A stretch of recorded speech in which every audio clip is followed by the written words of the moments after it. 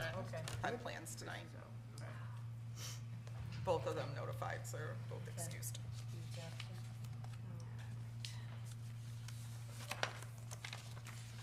7, go. Okay. I'd like to welcome everyone to the August 9th meeting of the Winchester Board of Education. And we will begin with the Pledge of Allegiance, please. Pledge of Allegiance to the flag of the United States of America and to the republic for which it stands, one nation, under God, indivisible, with liberty and justice for all. Thank you. And can we do the roll? We'll begin with you, Jeanette, please. Jeanette Broder. Renee Waldron. Nora McCarsky. Doug Fenninger. Melanie Brady Shanley. Sandra Strubar. Tori LaVetri. Cheryl McGlynn. Okay, thank you. You can pull this out of the hole if you need. We do have a couple of things to add to the agenda this evening. Melanie, would you like to go through those? Yes, I have a recommendation to add a sole source for Berkshire Alarm Company in the amount of $5,589.08. And that'll be under board action items. Yes, it would be items 5. That is item 5. Item 6 that I'm recommending would be sole source for Goulet Glass in the amount of $2,791.08. And that would be item number 6 under action items. Okay, great. Can I have a motion to add those to the agenda, please? Tori, Second. seconded by Jeanette. All in favor? Aye. Thank you. All right, thanks. Can we add something else to the agenda? Sure. Okay, I would like to add a discussion about Zoom to the agenda. Zoom, our Zoom meetings. I'd like to have a discussion about that. So we will make that item 7. Thank you. And that's a motion from Sandra. Is there a second for that?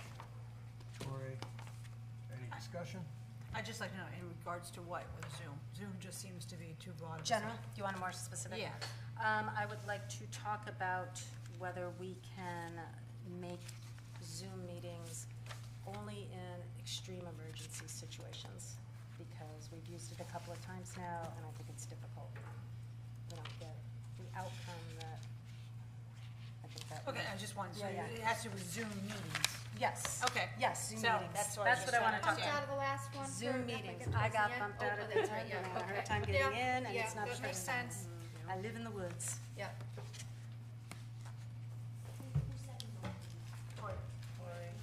Are we at the vote, do we? Yes. Yes. Oh, to add to it? Yeah. Or to add it? All in favor of that motion? Okay, it's unanimous. One more thing that I thought I could just add, And something that that's Nora going to be, brought up. okay, go Sorry, ahead. was just updating our, no, I guess we could do that at another time, updating the lists and our numbers. No, it's contact. business. Yeah, because is it incomplete? Or we need to just check? I think we need to just Okay. add, I don't think that needs to be an action item. yeah, No? no, Just okay. administrative. One more thing from me, Doug. I would like to add discussion around the $200,000, please, to the agenda. We do have that on as an action item tonight on the board. Very good. It's the $100,000 Gilbert tuition reduction and staff reinstatement under discussion and action. If number that, one. if that suffices for the board, we can talk about the $200,000, then whatever, that pleases me. Does that encompass? It could, because it does deal with that same subject area. Okay. Very well. Yeah. All right, Then I'm good. if there's no other changes, we'll move on. I have just a couple comments tonight. One is, I really enjoyed our retreat. I hope the rest of you did as well. Tori, we missed you. I understand the scheduling was not good for you, but hopefully we can do something in the future. I think I left with a better understanding of people's positions, particularly on Gilbert. And I also thought it was kind of a team-building exercise, and I hope the rest of you felt that as well. I enjoyed it. And my other comment is that I had a quick tour of the new Hinsdale building with Melanie a couple of weeks ago. And what really struck me going through that building, and I don't think most people in this community, particularly people my age, understand how multidimensional early childhood education is. You walk into a early elementary building and expecting that there's going to be classrooms, a principal's office, a library. There is so much more than that going on in that building. And I just hope that as the building is opened up and used, that we can make that clear to the rest of the community, because we're doing a lot for the kids in this town in a lot of different ways. And we'll hear more about that later, but I think it's important for the community to recognize the depth and the breadth of early education, early childhood education, because most people, particularly if you're in my age, older, a little younger, you probably don't understand what's encompassed in it. So, just wanted to make that comment. And with that, we can move on to presentations. Yeah, so I have a brief presentation. We have just received a few days ago, actually, from the state, updated COVID protocols for the 22-23 school year. The good thing that I have found about this document is it very much so mirrors exactly how we ended the school year last year, because we were already doing a lot of this when some of the other areas in the state were not doing this work. So the state has identified this conversation as launching into healthy learning. So they're kind of moving from a COVID situation to what we did last spring, which was more of a respiratory illness, if you will. So this document has been vetted and has gone through the State Department of Education, State Department of Public Health, and the Office of Early Childhood. And our goal, obviously, through the pandemic was to have students in person as much as possible in Winchester Public Schools. We achieved that, and I think this process that we will continue into this upcoming school year will do the same. So we will continue with having a COVID liaison, which I will serve as that for the district. Basically, I am available to families and staff members that have any COVID type related question. We will offer free COVID testing to any family or staff member that feels they are symptomatic in some case. Those are optional, they're not forced, so they're available for free for families and staff. So we have a process that we called last year, a test every kind of day if you were symptomatic, like of a cold symptom versus a COVID. So we want kids to be able to come to school, and we want staff to be able to come to work. So the process would be for a person who's symptomatic, maybe they get allergies, or maybe they have a cold where they have a runny nose and a cough or a sore throat. They would, for 5 days when they're symptomatic, they would take a test in the morning. They take a picture of their test result. They text it to me in the morning before school starts or work starts, and then they're able to come to school for those 5 days and not miss out on instruction or work. They are asked to wear a mask. It's not mandatory, but they are encouraged highly to wear one for the safety of self and others. The one thing that they cannot have is a fever. So if they have a fever of 100 or over, you have to stay home from work or school. If you're not feverish and you just have some regular respiratory illness type stuff, you can mask and go. And that fever applies to any illness? That That's applies. been applying That's for years? That's correct. not new. Anytime someone has a fever, we have to have 24 hours fever-free without medication in order for a staff member or a student to come back into the facility. What do you have, a gun you're gonna, like the? We don't do any temperature screening on a daily basis, but if a student is ill during the day or a staff member is ill, they come down to the nurse and the nurse will assess them. So, and most times when children are sick, we know it right away in this morning because they come in and they're sick when they arrive. So it doesn't take us long to identify them. Child has a fever, you can see it visibly. Yes. So what we do is if they can provide that negative test result in the morning, they're welcome to come to school or work, and I put my cell phone number on there so they just take a picture of that test every single morning, and this was our practice last year, and then families send their children to school, and the staff members are able to come to work. So individuals that are not eligible for Test Mask Go would be students or staff members who have fevers of greater than 100, should not report to school or work for 24 hours until they're fever-free with no medication. Or if they live with someone who has tested positive for COVID in the past 2 weeks and they have respiratory symptoms and or a fever of 100 or higher, because the likelihood of you being COVID positive at that point is likely. To return or school to work, they have to test negative and be fever-free for 24 hours without medication, and they will test for the 5 days. For positive cases of COVID in the district, they will continue to report any staff or student positive COVID cases to myself, and those individuals will quarantine for 5 days and then be able to return back to school or work. And for students that are absent due to quarantine, those students are expected to complete their absences within 3 days of their return to school. So, if you're missing because you're ill, obviously you're not going to be sitting home doing schoolwork. You're going to be cuddled in your bed under your blankets. So we don't expect students to be doing work, while they're actually ill. So we give them 3 days once they come back to be able to make up their work. If they make up their work and it is COVID related, then those absences become excused absences as long as they complete their work. If they don't complete their work, then they are maintained as an unexcused absence. And that pretty much sums up our protocols for this upcoming school year, which very much so mirror how we ended last year. Just so that I'm clear, the excused absences still count towards truancy. An absence is an absence that is That's absence. it, okay. Yes, sir. And that's going to be a big initiative this year, Nora, is really clarifying, whether it's a medical excuse, a parent excuse, or a no excuse. They all count the same. You have 9 throughout the school year that you're allowed. That's our goal as a district, Yeah. is to reduce the absences. That's true. Okay.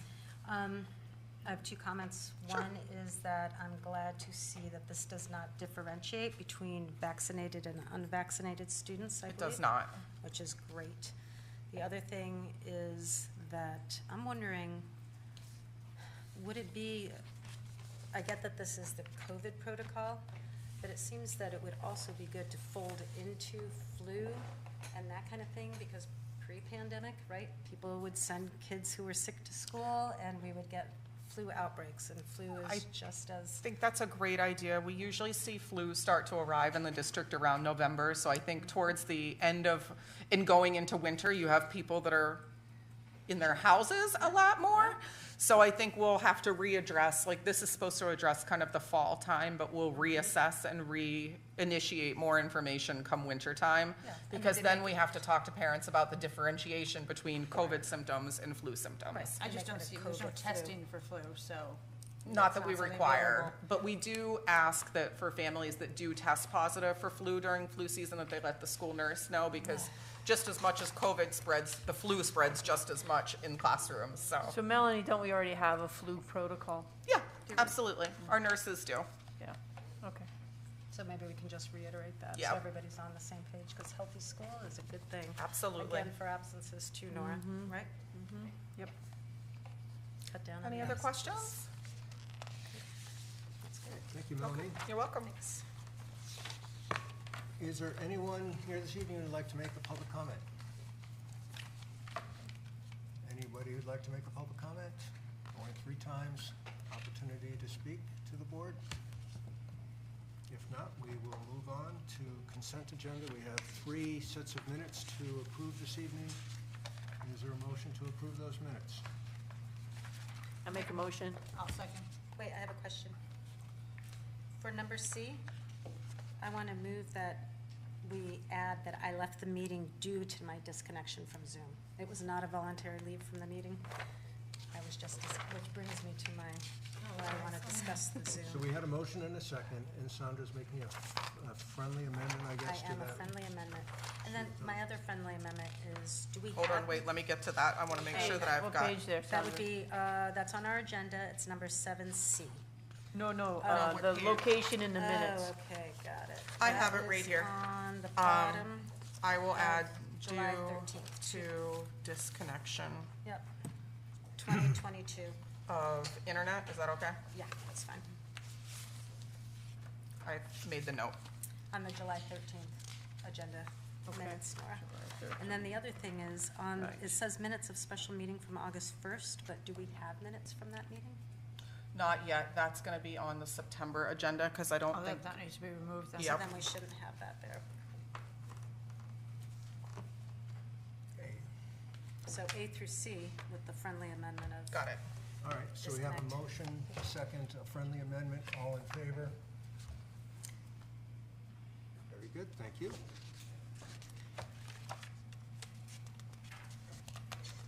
And Gilbert Report, I would, since we still are short one representative, I would like to get a little direction from this board about specific things that you would like either myself or Renata or whomever else is on the board who may serve. Are there monthly items you would like us to bring back to this board? Do you want to see the minutes of the Gilbert meeting? I know that one of the issues we talked about at the retreat was transparency and accountability. So what can we do as the representatives to the Gilbert board that would improve your sense that we have better visibility as a board, if you follow me, into what Gilbert does on a monthly basis? I think that's a great idea to have the board minutes included perhaps in our board packet so that we could review them, and then if we have any questions that come up, we can, when we have our meeting. Okay. I'd like, Just a question, but when do we get the minutes That's a for good the point. Gilbert? Because I don't think we get them until right before. I know, so you're So it'd probably always gonna be be a month in behind, probably, right. arrears. Right. They do put them online post them though, because I online. look them up every once in a while. They do have them relatively, because I think like their June meeting minutes are up there right now, and I think their July meeting minutes are up there. Oh, really?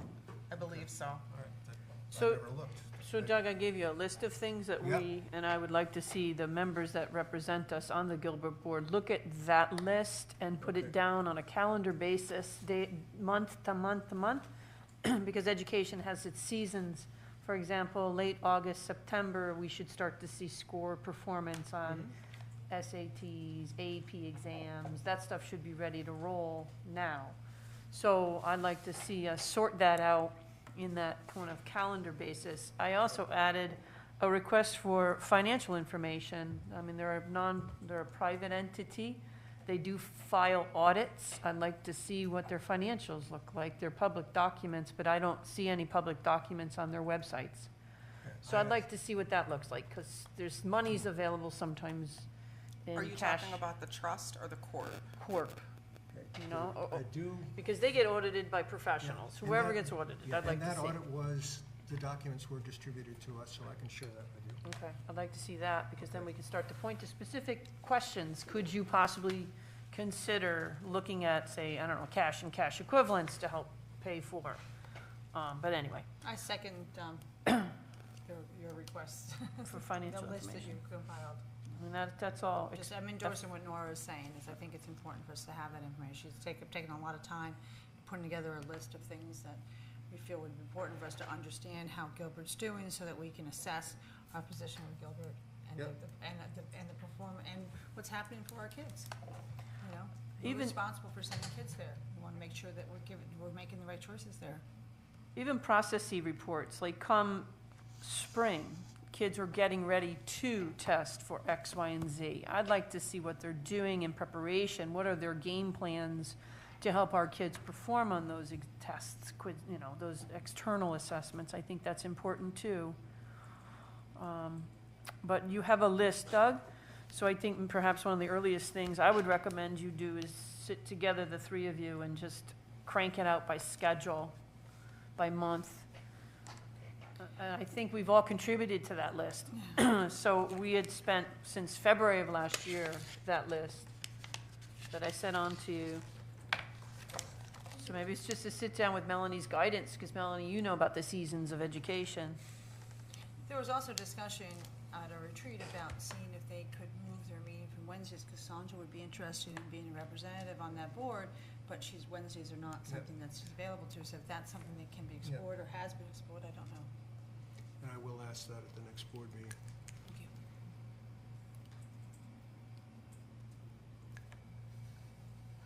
Okay. Thank you for that. And hopefully we can do a better job of reporting back to you folks, so you have at least some sense that you have visibility into what they're doing. Thank you. And how about like a commitment to have a representative here every month at our meeting? So they can answer questions that we have, so there's no delay? Or their head, you know? Yeah. Greg has indicated in the past he would do that. We've only seen him maybe twice, I think, since he's He's been. never commented. He's just sat in the back. Yeah.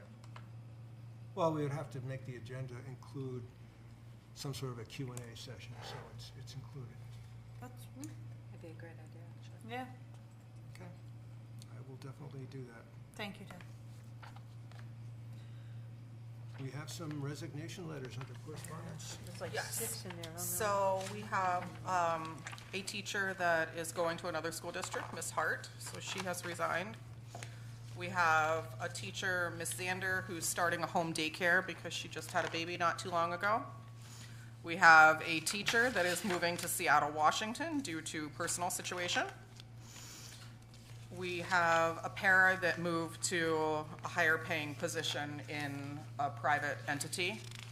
And then our custodial employee that we hired, who's fantastic. We're really proud of him, though. He just got hired by the Connecticut Department of Corrections to be a corrections officer, so proud of him for that. And then we had a kindergarten teacher that resigned to go to Torrington. Melanie, Just to update you on hiring where we're at, we are completely filled with the exception of one paraprofessional for our student resource center, and one 4th grade ELA teacher. Other than that, we are completely hired at this moment. That's impressive. Yeah, so we've been able to get some really quality candidates that have come through.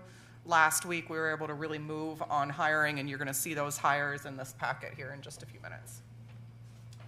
And this last resignation letter, Deborah Aldewini. says that she wants to get paid for as much sick time as possible. I believe that's 75 days. Will we be paying her for that, all that? It's not in her contract to have that. That's been denied.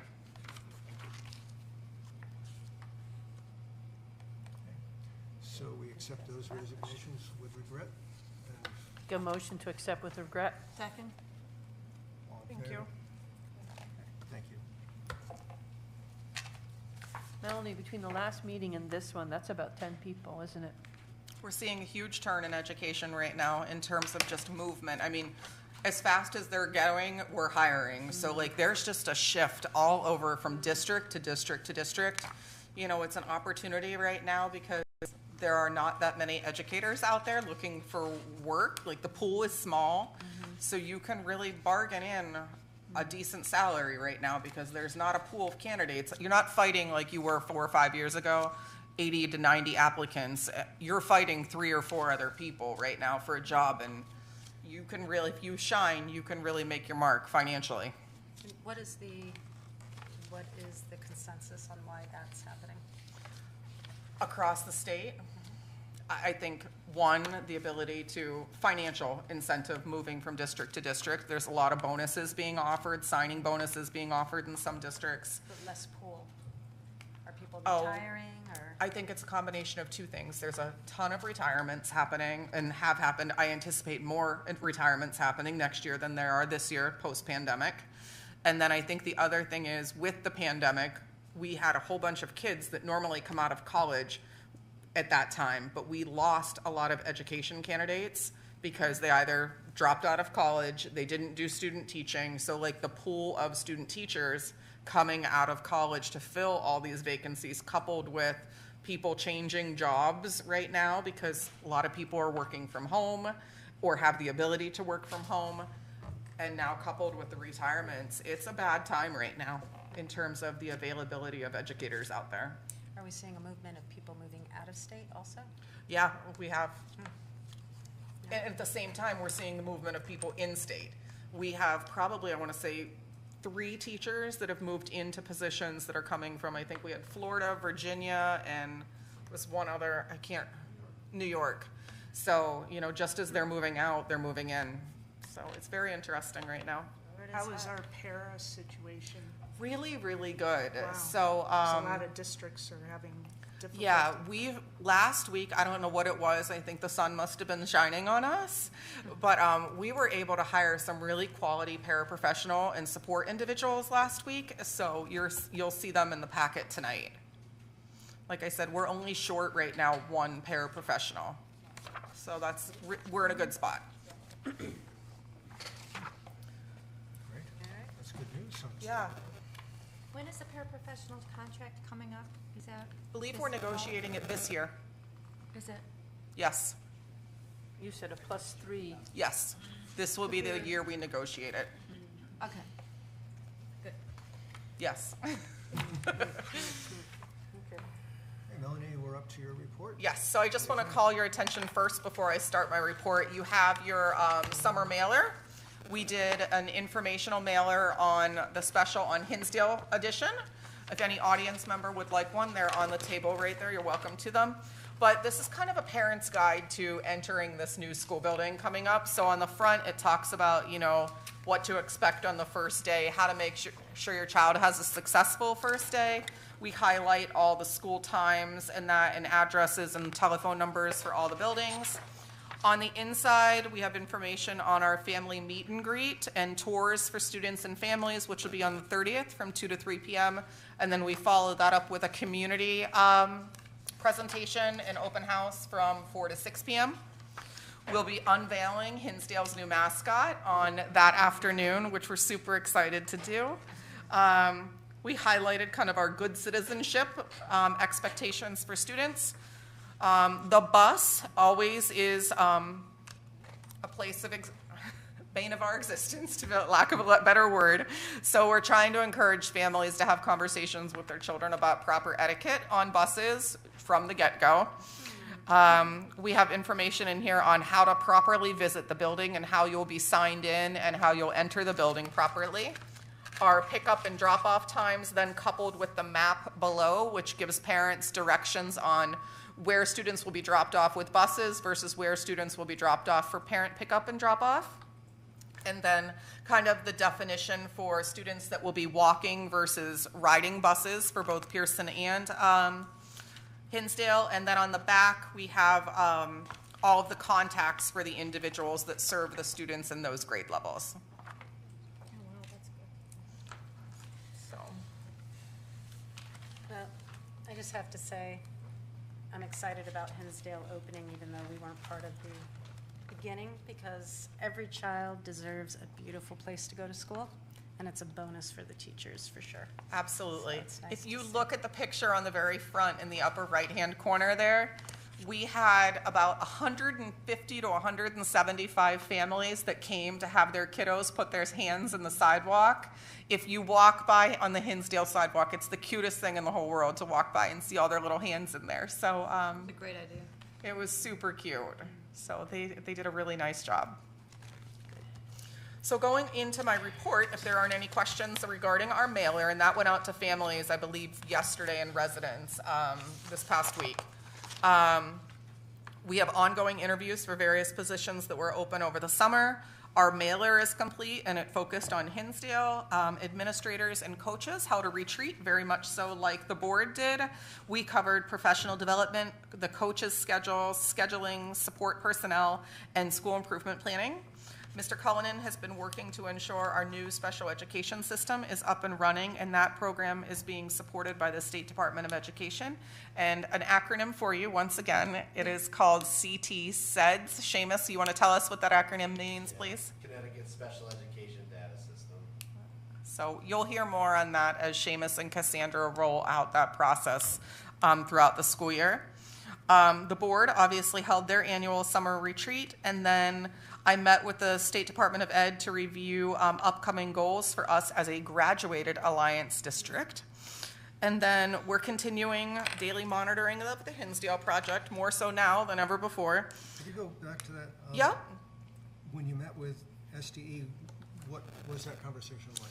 Yeah, so I met with Iris White, who Yeah. oversees our district from the State Department, and what we did was we went over the beginnings of what our school improvement plan looks like, which I talked about with you guys at the retreat, our goals and targets that we've set for the school year, and then how our professional development that we're doing this upcoming year is to support that. And specifically, we talked a lot about attendance and how we can shift the attendance from the pandemic attendance levels to back to where we used to be with attendance. Are we the only graduated Alliance district in the group? No, Windsor is also, and I believe Norwalk, Windsor, us and Norwalk, I believe. So that's 3 out of 33?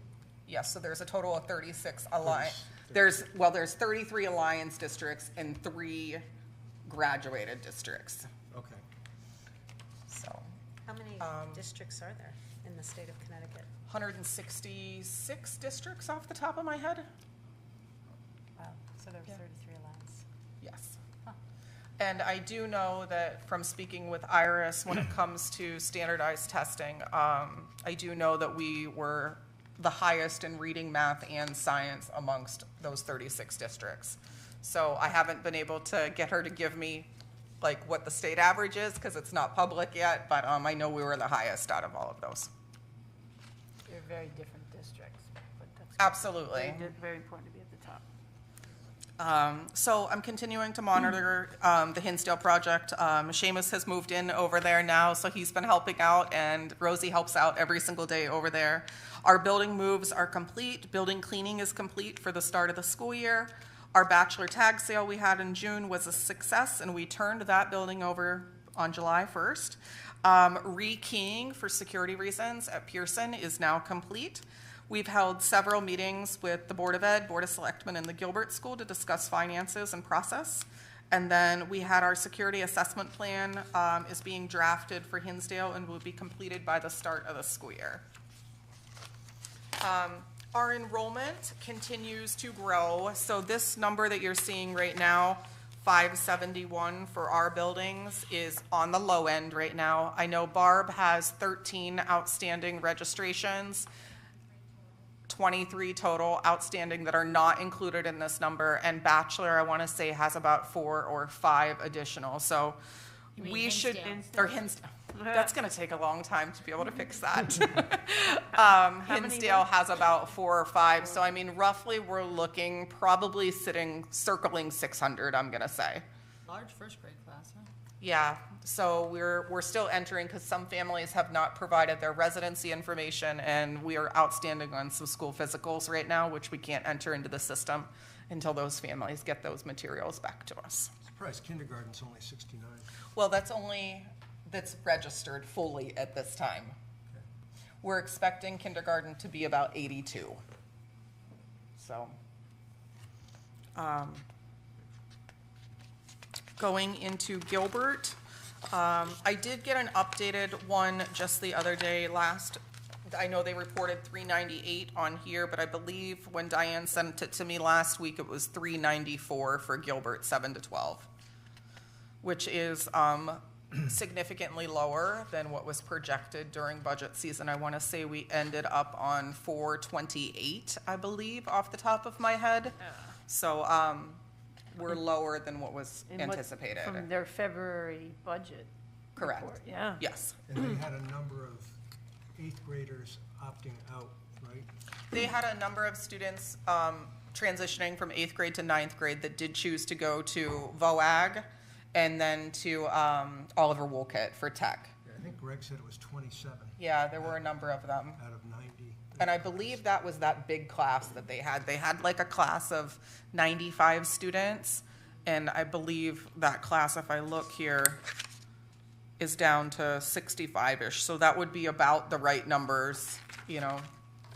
About grade 11, 54, was it that low when they were 10 It last was year? always small. That's a And small then class, yeah. the one that they had graduated this past year was only, I think, a class of 49. So there was a couple small cohorts mixed in there, just the way that it happened.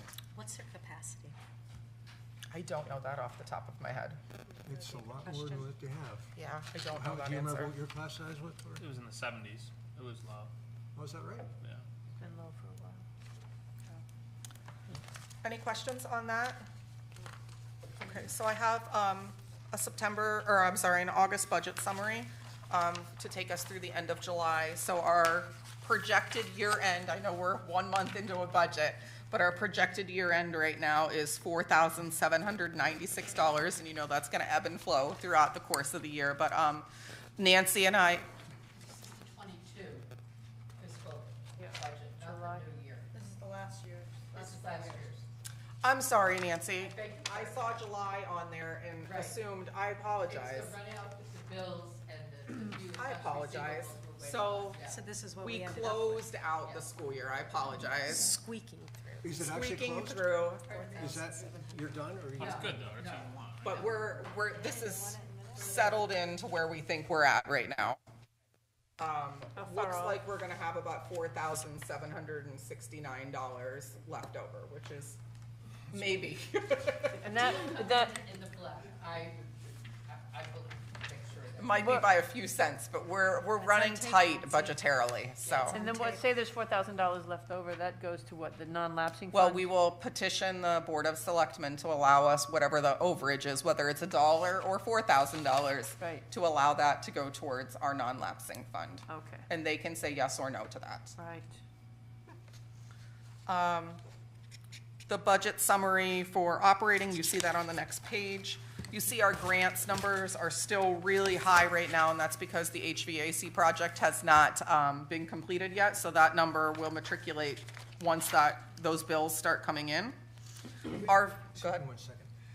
Non-lapsing fund, you anticipate will be $220, is that right? Yes, that's right, because we had to pay for the move. Originally, I thought. But that's not the whole non-lapsing fund, that was only the allocated amount of money in the Oh, fiscal of the year 120, last year. okay. Right, that was Yes. 120,000 that you. That we all put had towards the earmarked budget. What line item?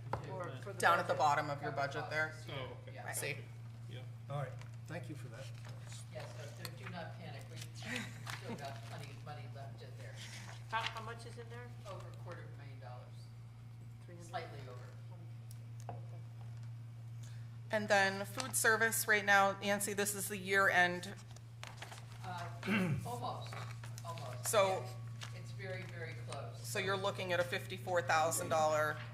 Yes, and this is because the reimbursements we had and the way that we were able to feed families during COVID, we didn't have to require that students would take a meal and eat it in front of us, which is standard practice now with the lunch program. So this is going to kind of help sustain us for a while, because I'm already seeing that the July numbers are way down as far as participation. Which So- is good in an aspect, because that tells us our families are able to feed themselves right now, and they're sustaining themselves and not having to seek additional assistance right now. Right, so the goal is to kind of stay, you don't want to make a big profit, so this is a kind of an uncomfortable balance at the moment, but it's because of the most unusual situation being a community eligible operation. Thank you for clarifying. Can I ask a question about that? Would this money then be able to, or do we just flow in, do we have reserves in case come fall, winter, we see an increase? This will, the lunch program, this stays in the lunch program and will only be allowed to be utilized for the lunch program in the coming year.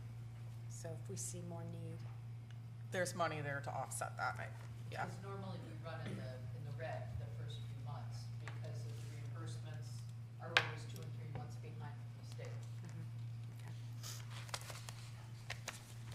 So then moving on to the Hinsdale Report. Excuse me, I apologize. Lots going on at Hinsdale. Every trade is there. We're tying things up. We're punch listing right now, which means we're going through and identifying if there's a chip of paint here or if there's a scuff mark here. We're doing that. I'm happy to report that the barn is complete at Hinsdale. It did turn out beautiful. It's a really nice product. The gentleman who installed it they did a very nice job. Montagno is working through their punch list, I said. Window installation begins next week, so right now they're taking out a lot of the old replacement windows, and they'll start the new windows going in next week in the older areas of the building. In Area B, which is where the old two-story section was, they're doing wall panel installation in the kitchen area. The new concrete slab floor for the principal's office has been poured. Kitchen equipment installation is close to completion. Painting continues in Area C. I'm really pleased. We're basically just finishing up window installation in that area. Everything else is punch list. They finished tiling in there, and there's just a few like toilet fixtures that need to be installed. And then on the exterior, Exterior panels in A and C should be completed next week. Those are the blue panels that go on the outside of the wall. And then we expect area B, which is the part that's over the river, like on the river end of the building, to probably be late September, early October for those blue panels to come in. There's been some delay in receiving those, but that's not going to stop us, you know, in terms of entering the school building. We already have a TCO that we received last week, so that allows us to enter the building now and students and families to enter the building. Landscaping is ongoing. Grass attempt to grow in 90-degree weather is working right now. And then we've had our custodians really working on kind of the final touches of the landscape outside and just kind of cleaning up from construction, getting it to be presentable specifically on the Hinsdale side and Spencer Street sides that are so visible right now to the public. So we've been working hard on getting those areas finalized. You can see some updated pictures in the building. We have our double entry security system doors that are in the main foyer. Below you can see one of our special education service area rooms. On the next page you see the small rock wall that is in the gymnasium, and also the rope is hanging now. One of the classrooms that is literally completely set up for the first day of school already. Our teachers have been inside working a lot on their classrooms. So that's the update on Hinsdale. Any questions? I want to know how Doug scored a private tour there, Doug. You'll get yours. Oh, I'm sure I will. What was I gonna ask? Oh, how is that project doing budgetarily? So we're doing well. We have a meeting, I believe it's gonna be scheduled for next Monday. There are just two or three things that we're seeking that are related to security system improvements. When Berkshire Alarm came out and kind of we did the cameraing of the building, we noticed that there were some areas of the building that were not visible in case of a significant emergency. So I've gone back at the beginning of the project and asked them to increase some camera viewing, so that way both the exterior and the interior are 100% visible to emergency services should there ever be a situation.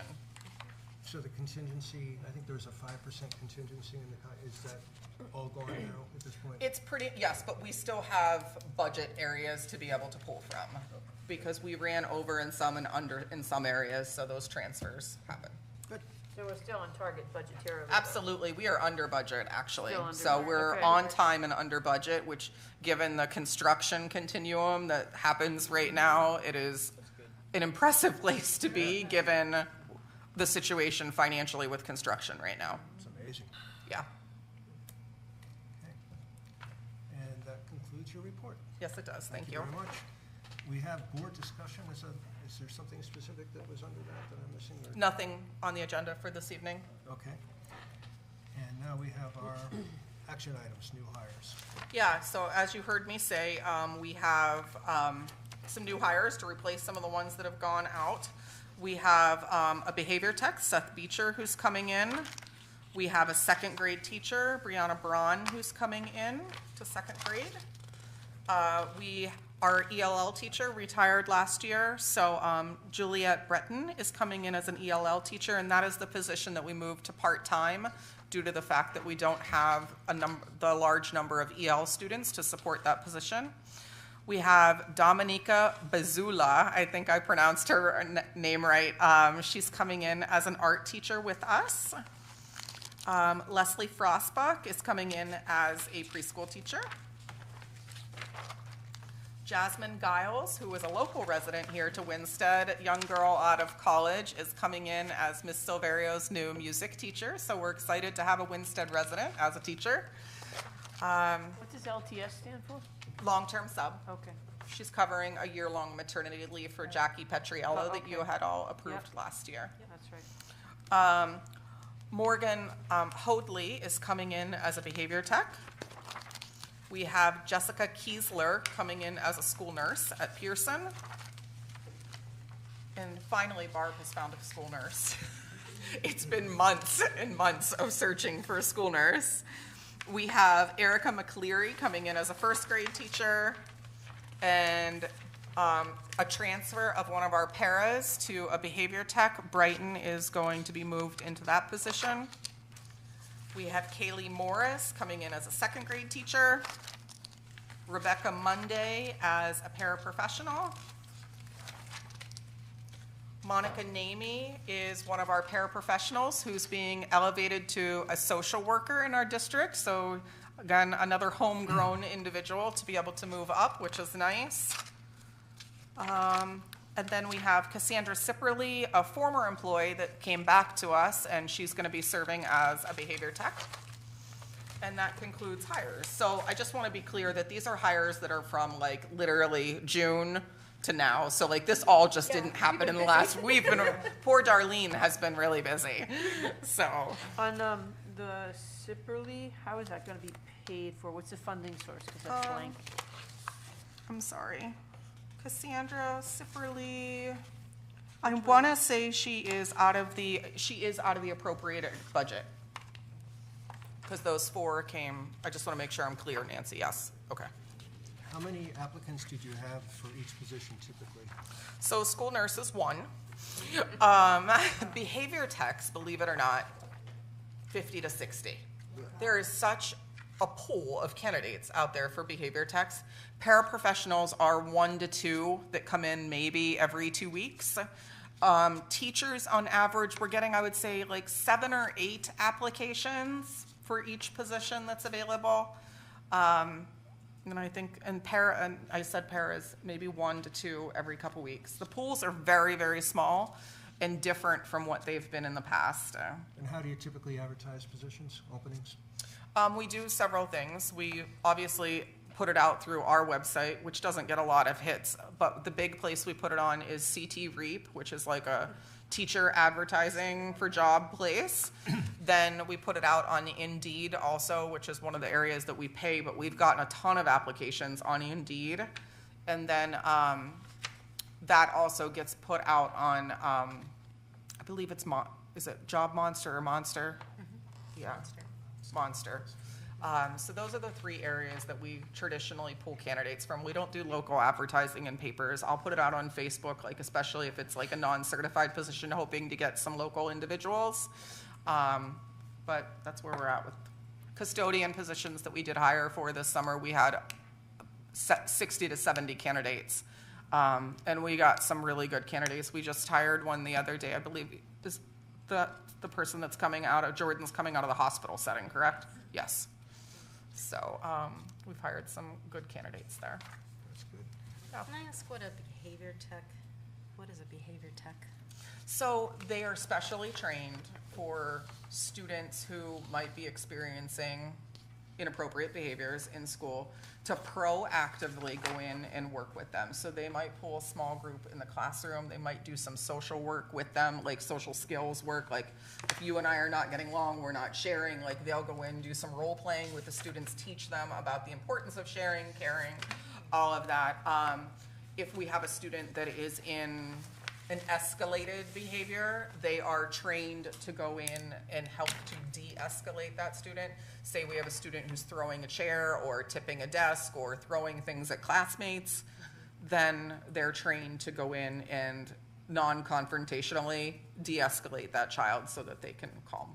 That was going to be my second question, is how are they trained? Like what kind So of we use, I'm gonna have Seamus answer this if you will. Yeah, so the 4 individuals that we hired, it's something called an RBT, which is a registered behavior technician. So they'll actually do some additional coursework.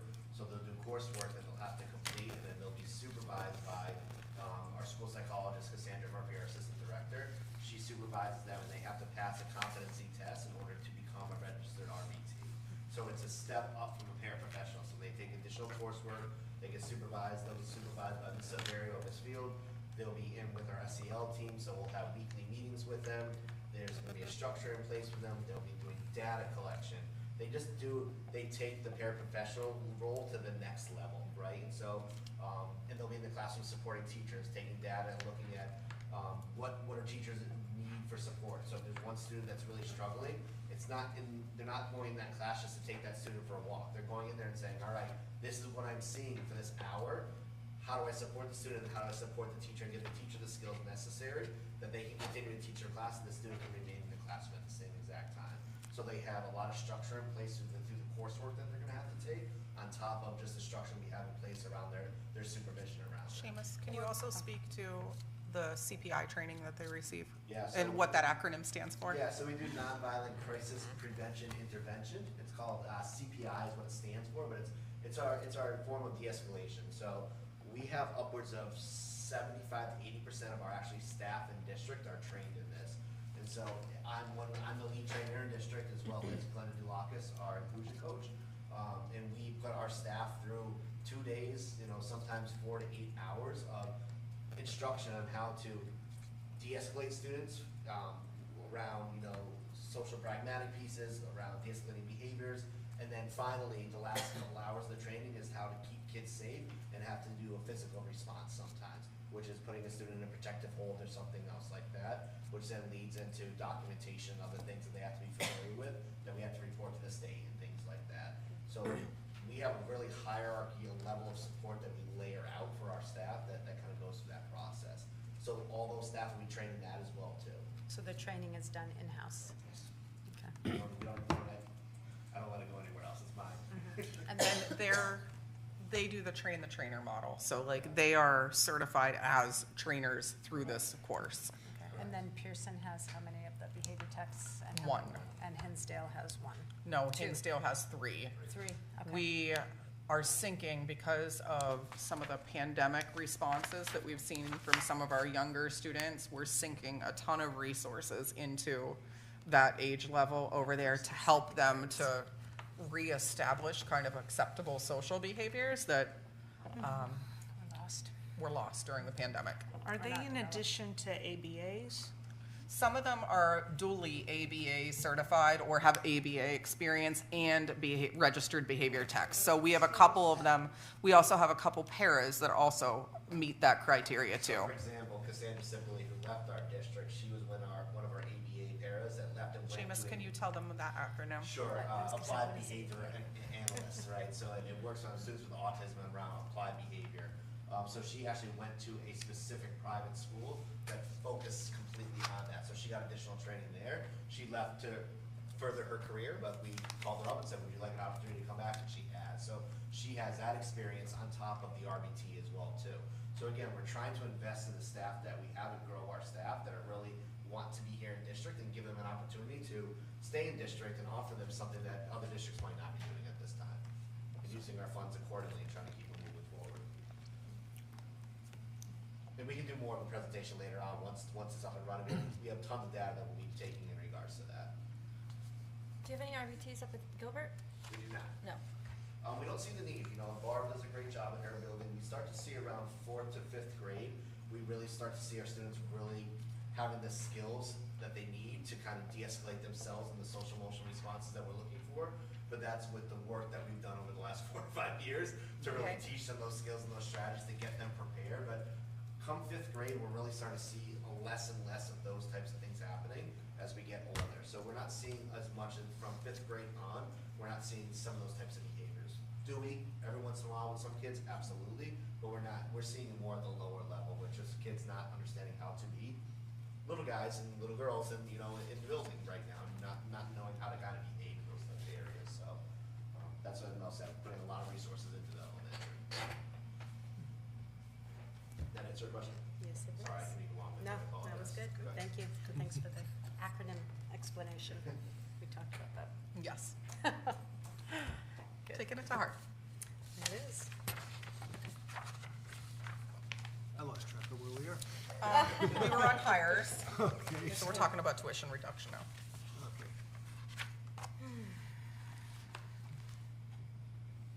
And my only other comment on the hires was, everything you read in the paper is contrary to what you told us tonight, so this is sort of atypical that you're able to find people. Yes. Yeah, I mean, I don't think it's atypical in any capacity that like districts are seeing the same thing that we're seeing. I think everybody's seeing that, but I'm happy that we were at least able to get some good employees out of the Good. situation. Okay, so that brings us to new business discussion and possible action. First line item is the $100,000 Gilbert tuition reduction and staff reinstatement. You want to talk talk us through the reinstatement piece of that? Yeah, and I know, Tori, you had some comments you wanted to make regarding the $200,000. I don't know if you want to start with You that. can start, Melanie. Okay. Please. So just to kind of walk us through, we had the $200,000 reduction. We met with Gilbert and asked them to consider sharing in that $100,000 or $200,000 situation. Their corporation voted to reduce the tuition amount by $100,000. The board my intent was that if we got any type of tuition reinstatement, that we would reinstate some of the positions that were lost through that process. So with the $100,000 tuition reduction, this would allow us to be able to restore 2 paras at Hinsdale, 1 para at Pearson, 1 para at Gilbert, and then the building substitute position to cover out teacher absences. And that total reinstatement would cost $102,383. I have one question. If I remember correctly, it may not be necessary, we had taken a cut of $10,000 on the Social Security because we would be paying less in because of the reductions. Does that figure change at all?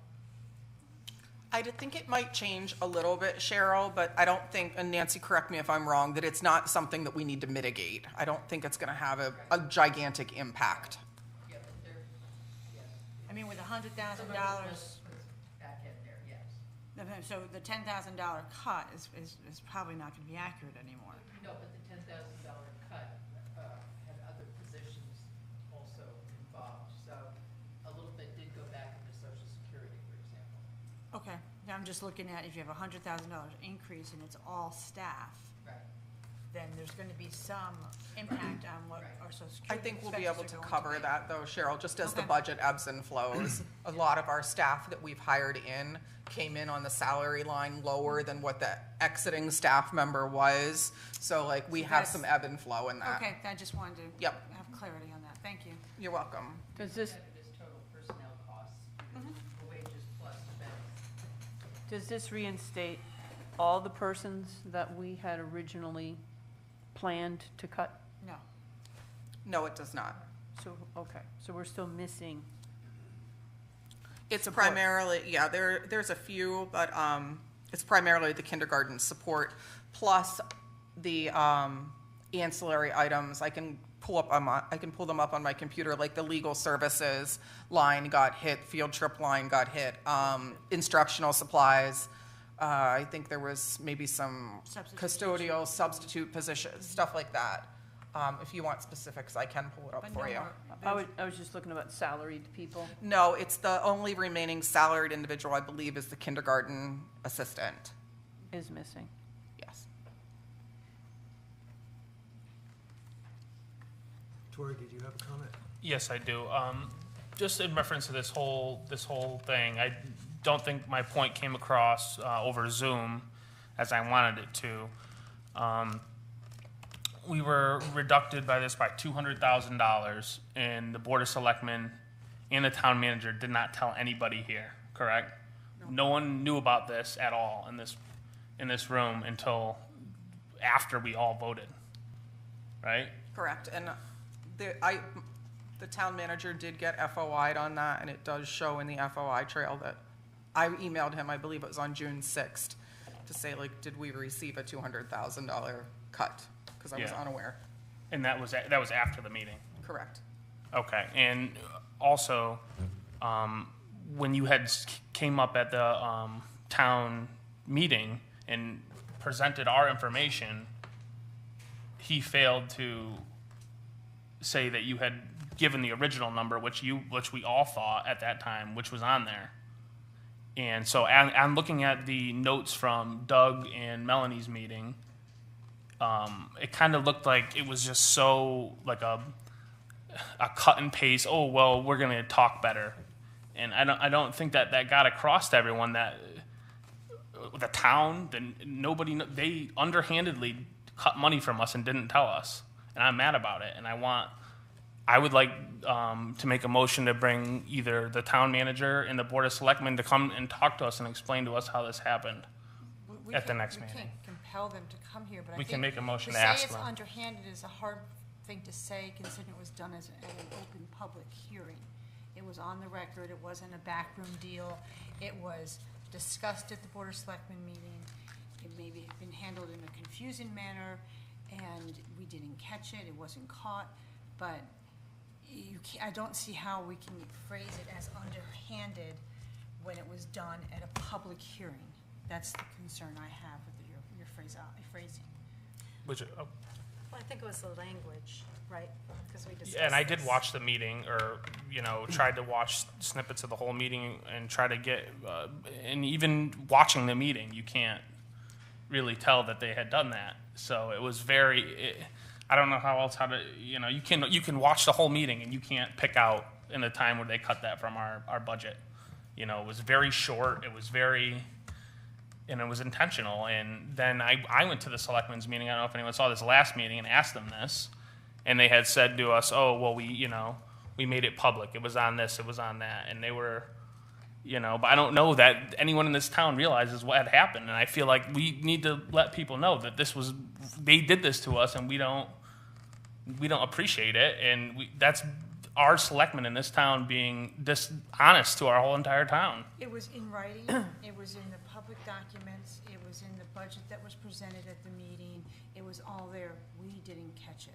Tori, and that's it. I'm on the hook. I think we're all on the hook that we're at that public meeting when we all voted to move the budget to the vote. We were all in that auditorium at Gilbert, and we all should have caught that number. You didn't know about it, Nora? I didn't notice that. Right. I knew about it. I saw it right there in the documentation. I didn't notice that. I would say, we've got executives in this town. Now, we've got to talk about how they communicate, but we also have members of boards too, that none of us are sitting here. And I know we were all at that meeting, and we didn't see it. And that's on us. It is on us, and I agree, right, that we are all responsible. But I think what Tori is trying to say, and I know we've hashed this out several times, is that, and I find it interesting that it was FOIA'd and that it was as to whether it was people were notified the way they should have been notified. And you're right, we should have noticed the number, and now we all are aware that we trust but verify, because that number should have been noticed. But I think what Tori is saying, and I feel the same way, and I've voiced this once already, is that the question was asked at their meeting, and an answer was given that said the budget would not be affected by the transfer of multiple funds, the school budget. So I think that's the big sticking point.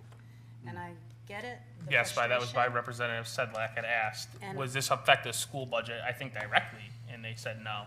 And I think the part that also, to me personally, as a voter, is that to vote on something that I assumed, and again, assumed was the correct number, is not okay. That we all thought we were voting on something that was different. And again, we should have looked at the number. So that's a sticking point. Yeah. I do think there's an issue of protocol and courtesy, which needs to be addressed and has been. Josh, frankly, was put on the carpet by Melanie and myself and Greg and Holly, and he was apologetic, and he has since then made an effort to do things such as convey the minutes of the selectmen's meeting to, I don't know if the rest of you get it, but I get it, and I think Melanie gets it.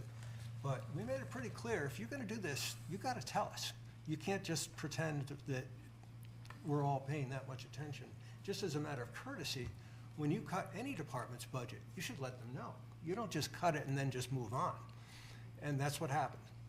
So I'm hoping that there's going to be a better relationship and that they feel that they should be obligated to communicate in a better way with us. But I feel your pain. I mean, we all do. You know, it's unfortunate it happened the way it did. And nobody likes it. There needs to be transparency. in order Yeah, to it's have not trust. it's not the money, it's how it was done, and I just feel like, the whole town, even the town doesn't even know about this yet, Yeah. unless you're watching the meetings, which you shouldn't have to watch a meeting take up 3 hours, 3 times a month just to Catch know something. something big like this, I agree. right? All right, thank you. I'd like to speak to something different, but related to the 200,000. When we talk about public knowledge and public understanding, I don't think that what Gilbert has done, that is take on the $100,000 absorption of this $200,000 problem, is adequate. I think they should consume the entire piece, the 200,000, because the budget increase is their increase, what they're asking the town. However it came about, we all have to deal with the 200,000, and as I said, and I know the Gilbert School Corp, and I know the individuals that serve, including ourselves, have the best interest of students in mind. And my comments by no means diminish any of that interest and passion that we have for our students. And it's not about the members who serve. We all have those interests. But it's about how much this public understands our problem that predates this board. It goes back 20 years. And I think this budget gives a good illustration, perhaps, to the community who needs to be educated on our issues that we have, which is that we are bound to a statutory law that allows Gilbert to send us a budget. So they don't have to cut any of this. We have to go and negotiate with them.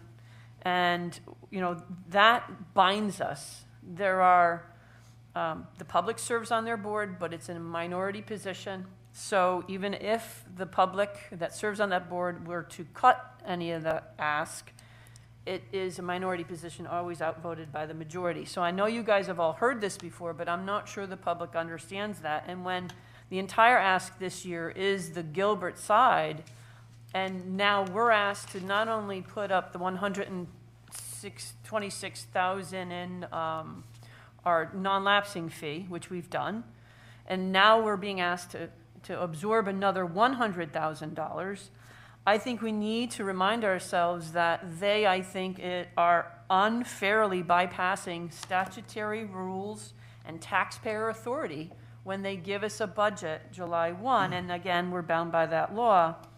So, they control the 5 seats, which constantly puts us in this position year after year. So the taxpayer is over the barrel, and we're the ones that have to answer to the taxpayer. So what it really is about, it's about that law, but so it's not about individuals who serve, and we all serve well and with that interest, but it's about what is fair. I mean, in the last 3 years, budgetary increases to Gilbert has been about $870,000 over the last 3 years of their asks. So that's somewhere in the neighborhood of $2,100 per pupil increase that has gone on for their asks. Yet we tighten our budget and our belts. And it's not about our end. Melanie's done an excellent job, a very creative job to try to meet the needs of our students. But here, if we were to move, we're finding that, again, the cuts that we have to absorb once again affect our kids pre-K through 6, but yet it's on the behest of a board that is not elected by taxpayers, and I think that's a problem. And we also pay all the special ed costs, and we also pay all the transportation costs. For Gilbert. Of course, for ourselves, but also for Gilbert. And their ask originally is $610,000. They're gonna receive $400,000, and now they want to receive an extra $1,000 on that, and that is if we take on more cuts on this, when it's their increase. So no other year has it been absolutely clear that this board absorbs a lot and does a lot for our students. And I think Gilbert needs to dig deeper. I think they need to look at their financials. Maybe there's extra, cash or cash equivalents available there that they can start to look towards to be able to absorb the extra $100,000 to make it all inclusive where they're taking both. So we can bring back a kindergarten assistant. So we can bring back some of our legal fees that we need to take care of. So we can bring back some of our field trips that kids desperately need, especially after being with COVID and isolated with COVID. So, this law from the state of Connecticut, I know the State Department of Education is doing a study, and I think that's a very important study that we all need to kind of get our sleeves rolled up for and get involved with. But I'd like to see like a binding arbitration process, so we don't have to keep taking the hits that we've been taking as we move forward. So what am I saying here? I think that we ask Melanie to go back to the Gilbert Board and to tell the Gilbert Board to absorb the additional $100,000 that it has not absorbed just yet. Because again, it's their complete ask. If I may, was it not that at the Gilbert Board meeting that they had asked to write a letter to the town for them to retake that back since of the miscommunication? And I was not here, but someone had elected not to. I don't know if someone elected not to, but the Gilbert Board did make that request. And we have not written a letter This with them board yet. has not made that We request. So- we discussed that at the retreat, and it was felt that it would be counterproductive to do that, because we didn't want to, we felt like we'd already accomplished what we needed to do in terms of making our position clear. Although Well, that the was- position's that clear, was but unanimous. we still want the money. But we want I think what is being proposed, I think a motion's on the table, is for us to go back to Gilbert and have them absorb the difference, because the increase in ask that got cut was, because Gilbert's, it was all Gilbert, because our budget came in under, we weren't increasing our ask to the town, but Gilbert's was well over their last year's ask, which put us in the position they were. But Be mindful too that Gilbert, the head of schools in their budgetary process in the middle of the winter did show that he could make cuts, of which included reducing social studies by one teacher. And when they discussed that as a school corp, and I was at that meeting in the audience, I think you were too, they put that money back in. So the head of school has already made a recommendation. And I think that revisiting that, taking a look at what they've got on hand for cash and cash equivalents, I think would be another way to go. You know, these other areas perhaps need another revisit. Do you have, well, I think there's also a school safety officer that was, resource officer that was in their budget that they've chosen not to do. So Correct. that's funds that we would presume are available. That's right. But are you aware of what, other cash on hand, so to speak, that would be available, the resources that they may have? This is where I'd like to see some for their financials, their financial reports. I would hope that we'd I think they have receive they that. have less than $300,000 in the equivalent of our non-lapsing fund. But they have they have another account beyond that, don't are they? you talking about the trust? No, I'm not talking about the trust. I thought there was some There's a other cash and account. cash equivalent fund, I thought, No. Because remember, the way they work and they operate is they receive monies from us, and by law, they do not have to return to the taxpayer any monies not spent. And that's been the case for years. So I'm curious as to what other monies might be there that were not having to be returned to the taxpayer, which we're bound to, but they're not. It's about $250,000, somewhere between $250,000 and $300,000. That's my understanding. I could be wrong. I'd like to see that. I'd like to see some financial statements. I'd take, that's sort of like the transparency that we're talking about, the places of where we can start and being fair about what we've got, because our public statements are absolutely open and down to the penny as we've worked. But, they are both a private entity as well as a public entity. So, they're supposed to file audits. They're supposed to make They those do. audits available. Don't imply that they're hiding And it, I'm because sure- they're not. You want to see information that exists. Right. We will get you that information, but I think it's unfair of you to imply they're trying to hide something. They're not. I'd like It's to see that information we want to see. Right? I'll get it for you. All right, it's not on I didn't see it on their website tonight when I was will looking get it. for it, so, Appreciate that. So, I think what was really before the board right now, we've got two things. One, we have to we have to move to approve this reinstatement, because we have to have a balanced budget. Is that fair to say? Brad? Yes. And now I think what you're doing is making another motion to still, despite that we're restoring these cuts and we still have that extra $100,000 cut, you're asking for a motion to have Mel go back and see if we can get Gilbert to take on more responsibility. reduce their ask by Right. another 100,000. Right, right. I'm just That's trying fair. to focus us. Is that what we're doing? Yep, that's fair, to reduce ask by 100,000. Okay, before we do that, I've got a couple of things I want to say. This is why transparency is key. This all started because of the lack of transparency and having to take money out of our budget. Gilbert is a line item in our budget, and we voted on our budget. So technically, they don't need to cut anything. Correct. And I know that back when, I don't know, we had discussions about them absorbing half the cost of a cut if the board, if the town selectmen did not approve the budget. We said, it wasn't official, but we said, would they be willing to, in good faith, take half the hit? And they said, yes, and they have. So I get it with the transparency. And I understand the frustration. I think anytime things are not transparent, it's a problem. I don't So- specifically remember us asking for half. I remember my argument had been they should be proportional. So proportional to what the ask is, the increase that gets cut. So that was discussions we had last year, when we were talking contract. December. Was that it should always be, January. yes, that was proportional, that if there's ever a cut by the town, it should be proportional to what the ask thought it was increase half. of the baseline. So if that's proportional, then it would be the full 200,000. I don't remember it being proportional. I remember it being half, that we would share the cost. That It was would one of be the, interesting to go back and look at that. I Because if they remember did, then hearing they have they'd work agreed. with us.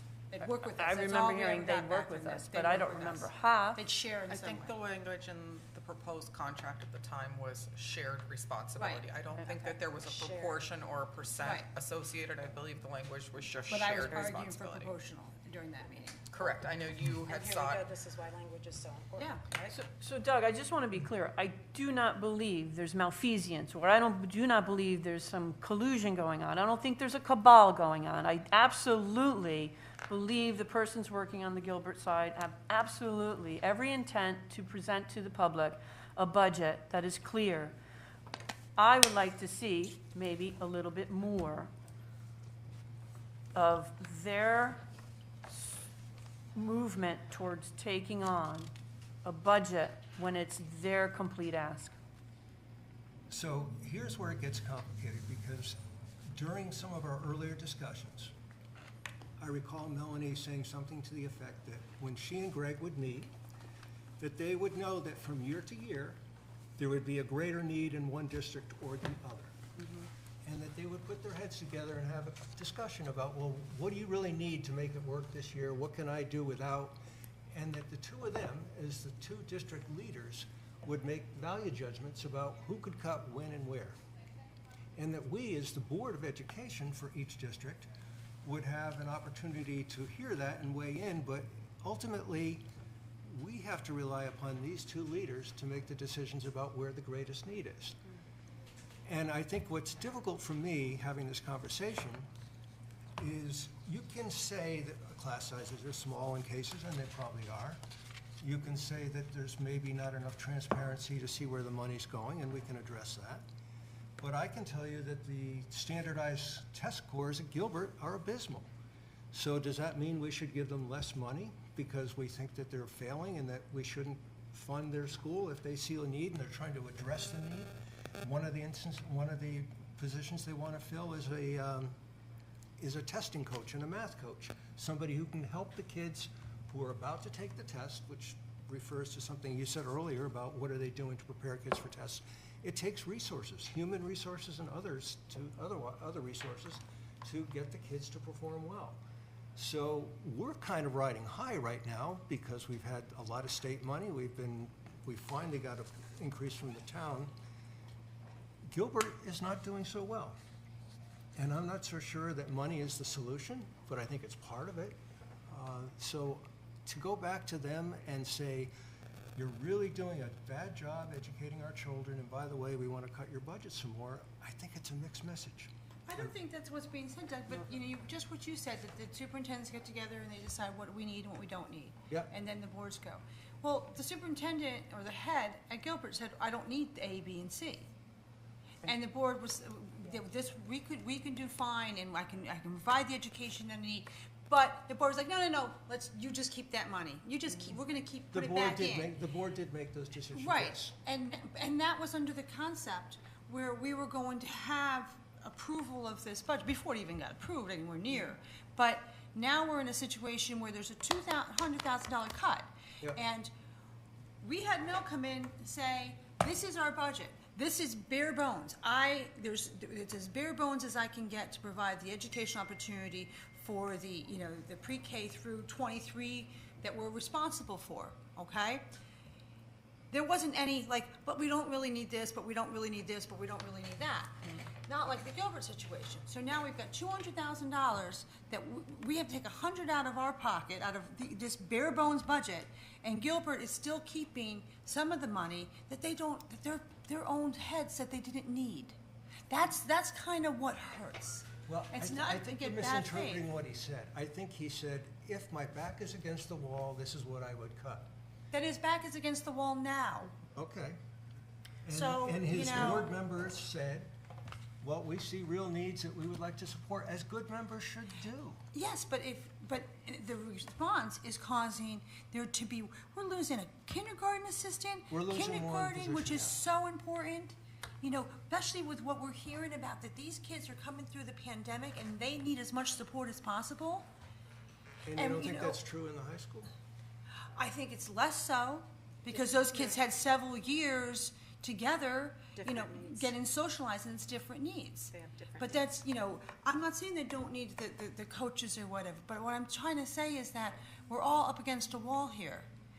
And we've been on that wall, and we've held against that wall and presented this budget. Originally, they're stepping 2 feet away from the wall. That's not fair to all the kids, and that's what our responsibility as a board is to be fair to all the kids, to the entire community. And I don't see them looking at it that way. It's not that they don't care. Now, I agree with what Nora said, but I just don't feel that it's fair to the younger grades that we are always the ones that take the hit. Those kids are always taking the hit. We're always cutting resources. And they're more like, because they're not, it's not bad-hearted, but they're not responsive. They are not elected. They do not have any accountability to the community, because they can just send us a bill and we have to pay it. That's right. And that's what's concerning. I don't think they understand how hard it is to cut that kindergarten assistant, to not have these extra resources, the tech that we need for our kids, that they're gonna have. They're gonna have these kids. They're all of our kids. It's our community. So I would second the motion to go back to Gilbert, to ask if Gilbert can look again and see if there's any way they can cut some more to help ease the pain to the elementary schools. And again, this discussion is timeless. It predates us, and then when people look at this community, they wonder and they bang their heads against the wall, what's the wrong with the relationship between Winstead and Gilbert? And I've argued from the beginning, the public needs to understand its origin of this cancer is at that state law. And if there wasn't that state law, I think our relationship would be much better. It'd be different. We wouldn't be fighting over the financial resources, because that's really what it is. It boils down. One representative on this Gilbert School Corp, we differed on a few things, but the one thing we agreed on is that it's the finance. We had all those interests in mind, good education for all of our kids, but it was just the finance, because you are dealing with limited resources and the taxpayer can't pay this. And so when it gets tight, now we have reevaluation coming out, it's going to get even tighter.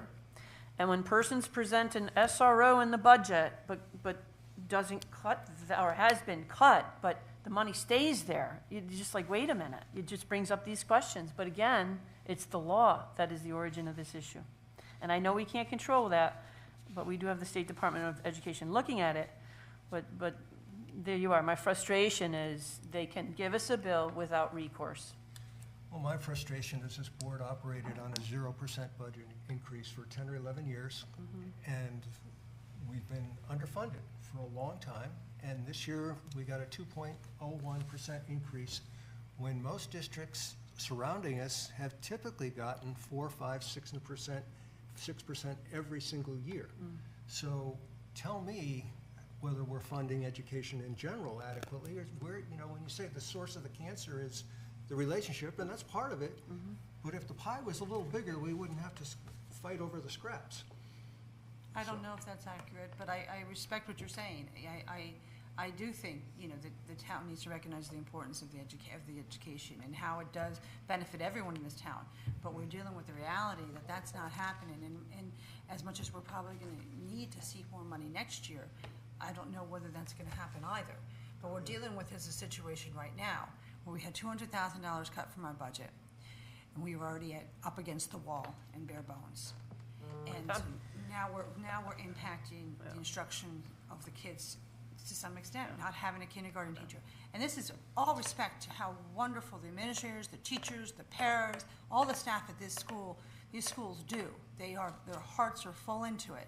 We appreciate it completely. But this is, it's a concern. And I think, I have second, the motion. I think it's not inappropriate to go back to Gilbert and ask them if they would reconsider, if they're looking at the totality of the circumstances. What's the motion on the floor? Is it the whole 100,000, or are we? Absorbing more. Is to go back to Gilbert to ask them to take, to whatever they're willing to do, Up Do you wanna to set a and number, or you including, wanna up say the to whole and thing? including 100,000, so they absorb the entire ask, the increase that they've, But any amount would be helpful. right. And this is Doug that's gonna go ask him at the next meeting, or Renata? I think the motion was that Melanie convey the request to Greg. All right. So we have a motion, and I heard a second. Yep. Any other discussion on this? All in favor? Guess I'm the lone against. All right. Doug. Thanks for listening, Doug. I'd also make a motion to approve the refunding our budget by, according to, it was 100 and. Yeah.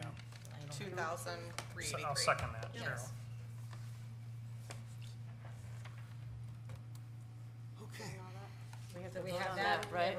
First Before I and get second on that? that done? I'm sorry, what was the, To refund our budget. To reinstate. Reinstate those positions. In the amount of 102,383.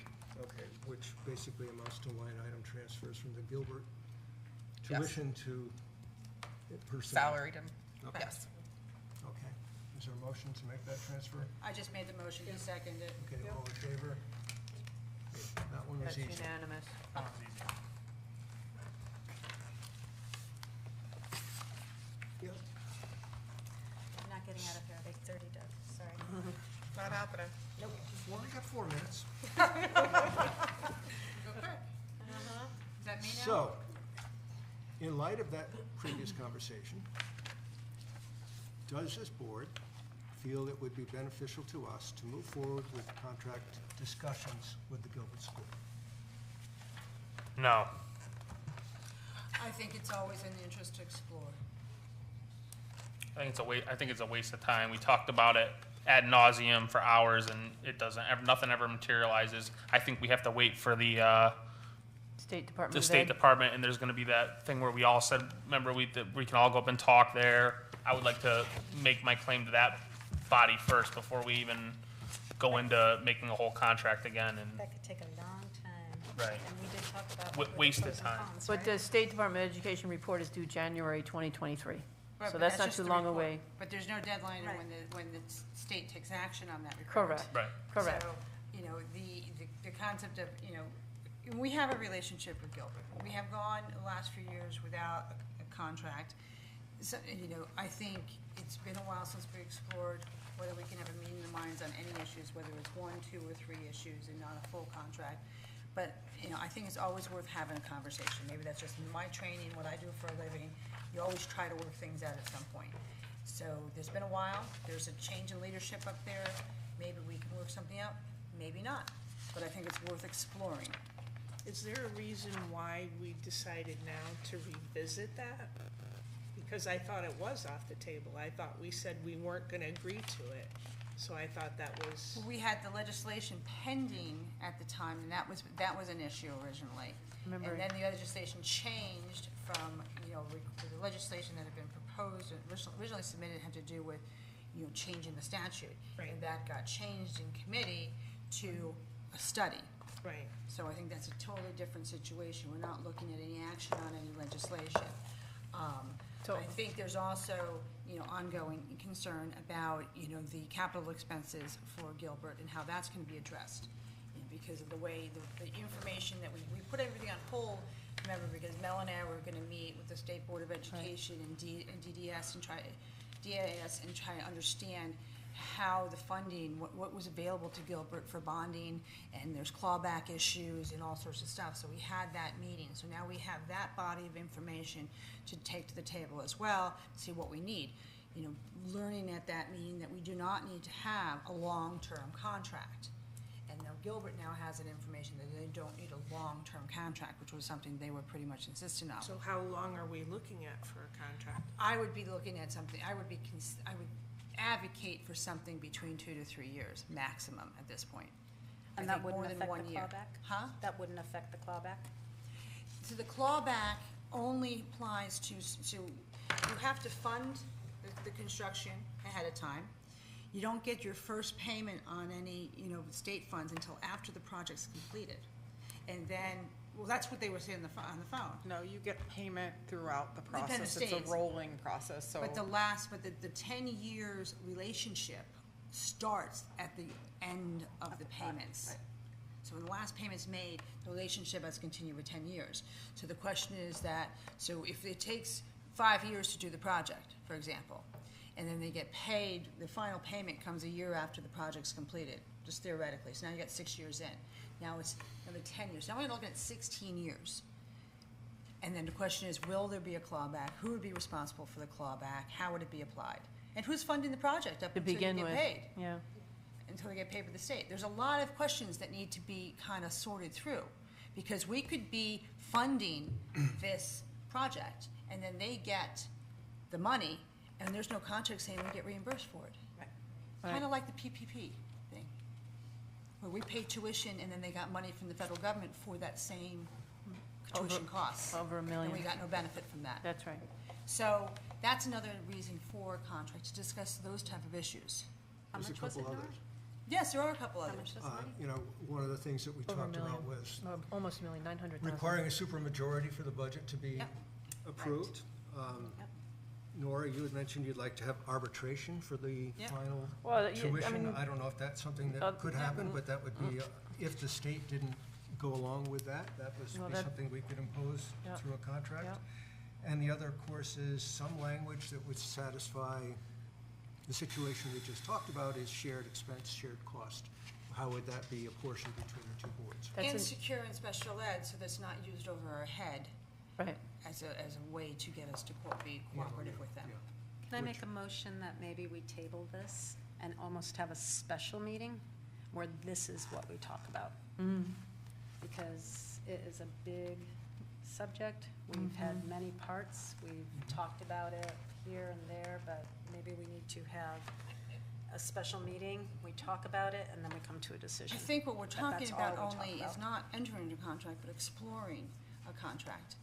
And the way we've done that in the past is there's been a collection of people from the board pointed to discuss. I think we were talking about maybe just Mel going in and saying, here are some issues that we want to explore. Are you interested in a conversation? They may not be interested at all. Well, And then we appoint Especially when we ask teams them to to- start negotiating. The Plenty of correct more info, money. this is Holly's email, was that we were not, at this time, not gonna get involved in contracts at this time. That's the last, Yeah.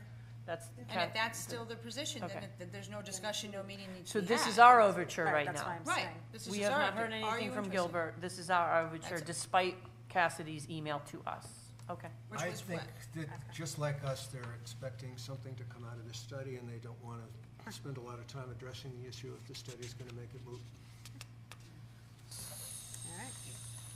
My concern just really arose when they started to seem to be using special ed as a Leverage. leverage against We us. can always sign the MOU every year. I'd like to more than a one-year MOU. I would love to entertain this conversation, but after the report is out. So Sandra, you made a motion, you'd like to table it. Would you like to table it until February? Or post-report. Because all this work they could do could be for naught. Right. I don't know if I want to table it until then. I mean, what month we're in? September, October, November, so we have 3 more meetings before. And they're supposed to come out with the report in January. Can they That's the postpone deadline. that? That's the deadline. That's their deadline.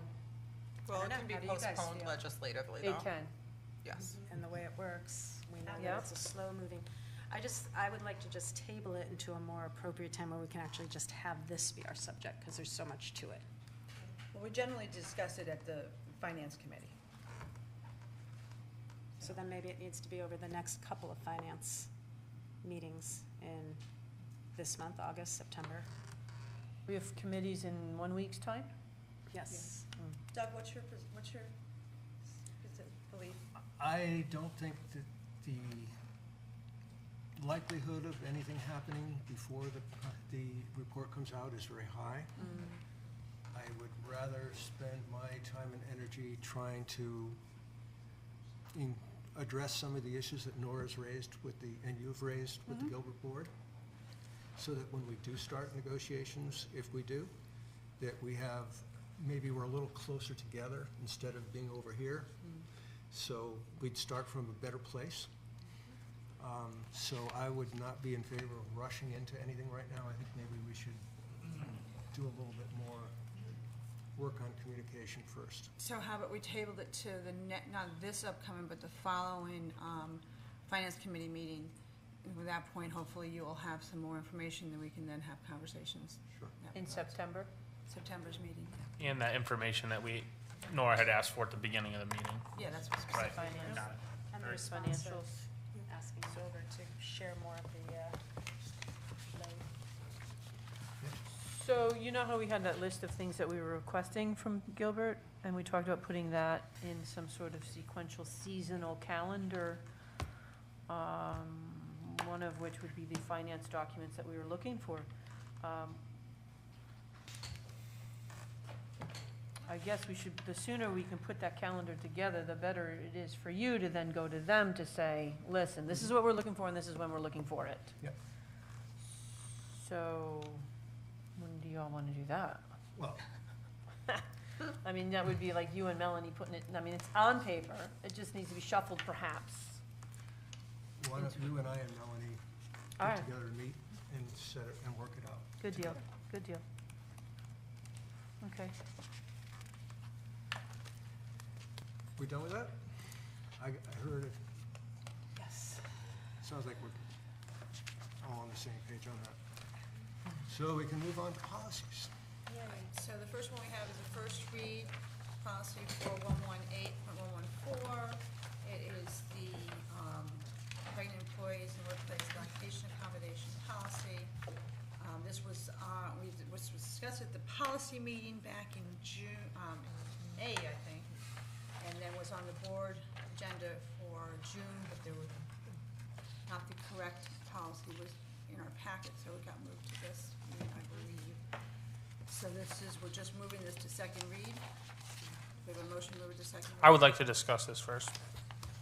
The whole reason that we have changed this policy is we had to change, and this is for the public who hadn't heard us talk about this yet, is we had to change a word, women, to employee, because we had people on this board saying we need to seek gender-neutral language because men can have babies and lactate as well. I would like to reaffirm my position that men cannot have babies, men cannot lactate. I believe this would hurt the children. I believe this would hurt our community by placing this forward. I don't believe it's in good faith, and I believe it needs to be kicked back and changed back the word employee to woman. How would that hurt our community exactly? I believe that when you try to subvert the truth and portray to everybody that a man can have a baby, you are really messing with the minds of our little ones, first off, because they will actually believe this type of thing. And we know that's not true. And really what it is it's sexualization of a child. Tori, the policy, first of all, is for adults, that kids don't see this policy. Secondly, we are moving to gender-neutral language going forward with all policies, not just this one. And this policy does not address men having babies, or that inference, or that expectation. And there's nothing about men lactating in this either. When we were given this policy in email, the first time we got it changed, it was written up in my email that I have that we need to change this from women to employees because we know men can lactate and have babies. That's not what was said in the email. That's what was said in the email. No, that was not what was said, was that we need to be gender neutral because you do have You have the trans email? women, trans men, we have them in our school, we have them in our community, and I'm sorry if you don't understand that, but we're not allowed to discriminate against them. So if we just refer to women, we are discriminating against them and we're violating the law. So we're doing it as employee. If you look through the policies, there's several places in the policy where it just refers to employees and refers to students. There's no gender specifics because it applies to every employee, which is applicable to this policy. So any employee that is lactating or any employee that is pregnant, this policy is going to, it applies to, all right? So it's not referring to men or women, it's referring to employees in a very general way, just as other policies refer to students. It applies to students. It may apply to one student in one way and another way. So, It also, one of the roles our members here on this Board of Ed is to protect the district from possible lawsuits going forward. And there's federal laws that dictate how persons in public schools should treat each other. And non-specific language encompasses a wide variety of different human beings that are out there. It is in our interest to be gender neutral in all of our policies because of that. I don't want to walk into a trap where we're faced to pay lawyers' fees in a budget that's already tight, where we don't have monies for lawyers' fees because a certain person, I don't care who, and it doesn't have to be a person that has been hit by this policy. It can be any person that might send us a lawsuit for being, very specifically, discriminatory. I don't think it's discriminatory, and I wrote something up to address this, and I want to be obviously respectful to everyone, but I find it interesting that the policy is titled in this manner of sex discrimination and sexual harassment in the workplace policy. We're trying to adopt a policy that uses non-gendered language, as you said, right? I looked up the definition of sex just to make sure because I'm not a biologist, and the definition stated that sex is either of the two main categories, male and female, into which humans and most other living things are divided on the basis of their reproductive functions. Even our National Institute of Health, I looked on their website, they said that pregnancy is the term used to describe the period in which a fetus develops inside a woman's womb or uterus. So they're using non-gendered language still. We're reviewing a policy for pregnant employees in the workplace, lactation accommodation, that seeks to take out any reference to women, mother, female, even though our own Connecticut General Statute 17118 is named an act concerning pregnant women in the workplace. Words are being used to erase things that were once expressly understood to be female. Breastfeeding is becoming chest feeding, body feeding. Girls and women who have periods are called menstruators now. And in June, the White House's 2022 fiscal year budget replaced the word mothers with birthing people in a section about public health funding. It's no longer pregnant women who will be protected by the sex discrimination policy. It is pregnant people, pregnant employee, or pregnant person. As a woman, I object. I find it to be not inclusive of women and girls to remove them from the terminology. I find it to be dehumanizing to make women so generic that they no longer seem to exist. Are women and girls less important than transgenders that the policy is professing to help? The British Medical Journal simplified, if we only use gender-neutral language, we risk marginalizing or erasing the experience of some of the women and people who use our services. It is not unreasonable to expect that some women may feel debased by a term like menstruators, and clinicians have the same obligation to them to not use language that deeply offends, meaning women. The danger that excising the word woman in order to include transgender persons in our reproductive justice analysis can have the effect of effacing the particular lived experiences of women. That's from the British Medical Journal. In a paper soon to be published, 10 women's health experts from the US, Europe, and Asia say removing references to the sex of mothers could have damaging effects for women.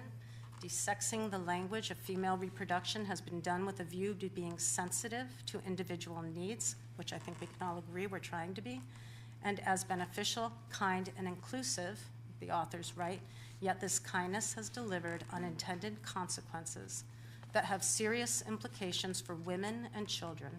Referring to individuals in this reduced, mechanistic way is commonly perceived as othering and dehumanizing. I would agree with this assessment because isn't this what we are trying to steer away from? The othering and dehumanization of people. Don't we all agree that everyone should have the right to live with dignity and respect? I want to repeat that clearly and strongly. I do not support a policy that chooses to erase the existence of women. We would be doing the exact thing to women that those who support non-gender language claim is being done by using language that is not gender neutral. So we have a motion on the table to refer the policy. We have a motion on the table to refer the policy back to the policy committee for agenda. Do we have a second on the motion? Second. Oh, You made I the made motion. the motion. Tori made the motion. I'll second. Sandra second. Okay, all in favor? All opposed? Okay, motion fails. Now, do we have a motion to move the policy for second read? I make a motion to Do move we the have a policy to second read. Jeanette, second. All in favor? All opposed? Okay, so it carries. Motion carries. All right, so next policy is the second read.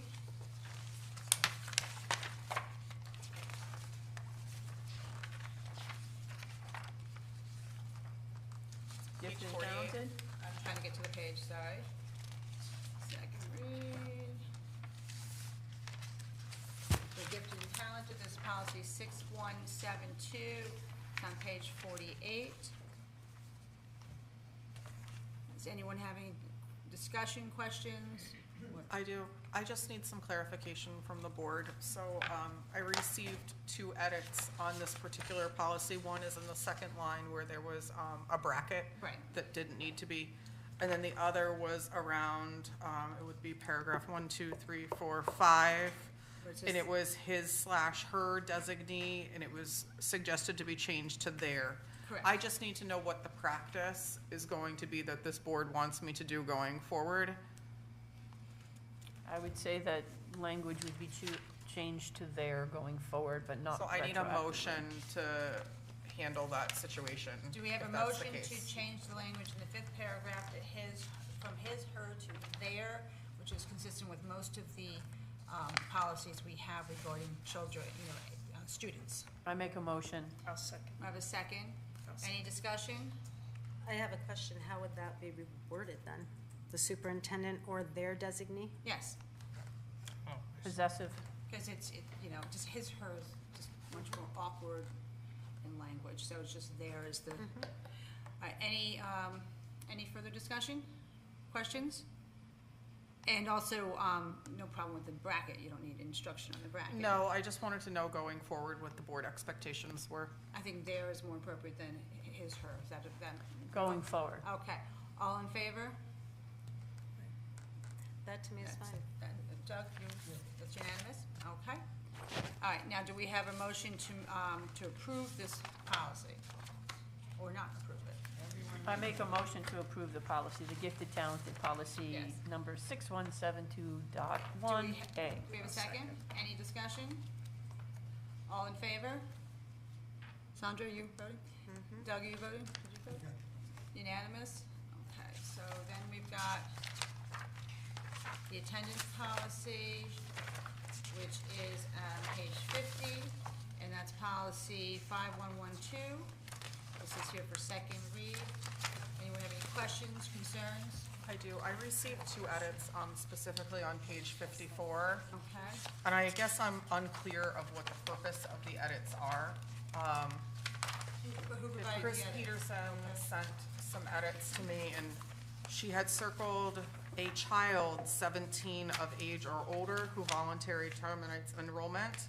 And then 4 lines down, she circled, unless the child seeks readmission. I'm not sure what's wrong with that statement or what needed adjusted. Maybe I'm not seeing something, but I just needed some clarification. I think I suspect her good question is whether we have children that are 17 years or age older, which we do because we have special ed students that are. That's what I would suspect, but I didn't have any discussions with her. She didn't send me those edits. So how about just simply in English, a child 17 years of age or older, that's not a child at that point? No, According to the 17-year-old law, is it still a is. child. Ah, 17 is okay. still a child. 18 is considered adult. Right, Did they change the law maybe? No. no. So I didn't see any reason to make any changes. I just wanted to be clear that you guys were on the same page as Yeah, I I was. don't see any reason to, and again, I didn't get any Okay. contact from her on that one. Change it to student, a student, 17 years. The language here, though, comes right out of the I'm law, thinking that out of the what Cheryl- statute. I'm thinking that what Cheryl said was maybe right, because we had a discussion that we're responsible up to 21, 23. 23, so maybe that had to do with it. You want to ask her? Can we ask her? This Dial her up. This is specific, though, to students who are under the age of 18 asking to withdraw from school, so it wouldn't apply to anybody that's 18 years or older. Right, so it's just that. This is specific to a school-age child. Is there a motion to make that change? No motion, okay. Do we have a motion, any other further questions or comments? Do we have a motion to approve this policy? Second? Jeanette? Any discussion? I'd like to wait to see what Chris has to say. What if it's important? I don't know. She's usually got right on the ball on these things, but. Can we just table it till next meeting? This is a second read, so once it's gone, it's gone. Yeah, it's straight out of the law, and this is a mandated policy, so this isn't something we have that much flexibility on, so I don't understand. I mean, That's my only thing to Okay. say. Any further discussion? All in favor? And policies can be brought back to the policy committee for revision at any Oh, time. then I'll accept. Okay, that's Is unanimous? that unanimous? All right, so then we have on page 55, this is a bylaw regarding hearings and public hearings. Again, this is for second read. We discussed this at the board meeting, at the policy meeting, as well as at the last board meeting. Does anyone have any questions, concerns? Do I have a motion to approve this policy? I mean, this bylaw? Good. Just a little edification for me, bylaws of the board. This is to add to our bylaws? Yes, this is to All right. provide, we're required to have a public hearing provision in our bylaws. We did not have one. Okay. Did, And this is, we had a couple options to choose from. This is Yeah. the one that was the most simplistic, so clear, to not with all sorts of extra unnecessary language. do we have persons that met over our bylaws, right? What? We had persons who met over our bylaws, correct? We're planning on starting to look at our bylaws this year. Going forward? Yes. Okay, all right. Thank you. I'll make a motion to accept. Do we have a second for the motion? Okay, Tori, any further discussion? All in favor? Unanimous. And that completes the policy. Thank you, Cheryl. You're welcome. Is there anyone from the public who'd like to speak this evening? We have the 2 sole Oh, sources. yeah. God, we're really. Sorry. I have sole source number 1, which was for Berkshire Alarm. Berkshire Alarm is the company that routinely services all of our alarming systems in the building. So for security reasons, we are installing what is called a fob system, which is a keyless entry system on the main door, the receiving room door, and the playground door. So that way if students or staff are outside of the building, they have quick access to be able to get in. Because right now there's no buzzer system nor like fob system to be able to have kids get in off the playground quickly. This would enable kids to be able to come in off the playground in different areas of the building quickly should there be an emergency that would arise. So the first sole source for Berkshire is in the amount of $5,589.08. And it is specifically for installation of the door controllers in the 3 different areas, power plug supply, install the switches, a proxy point proximity card, which is basically the fob that lets the person in the door. There's some cabling, and then to configure the controller so that the office can handle it. And why does this have to be a single source? Because Berkshire Alarm is the group that services our alarm company, and if we were to bring in another source, a different alarm company, they wouldn't communicate together. And would cost more to make it work?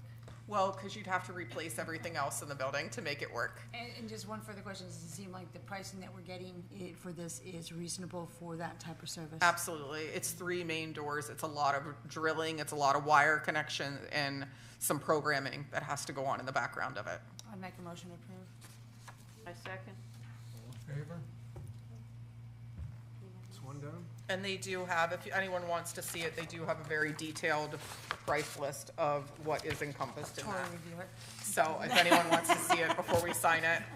The second sole source, did we get a unanimous on that? I'm sorry. Okay, thank you.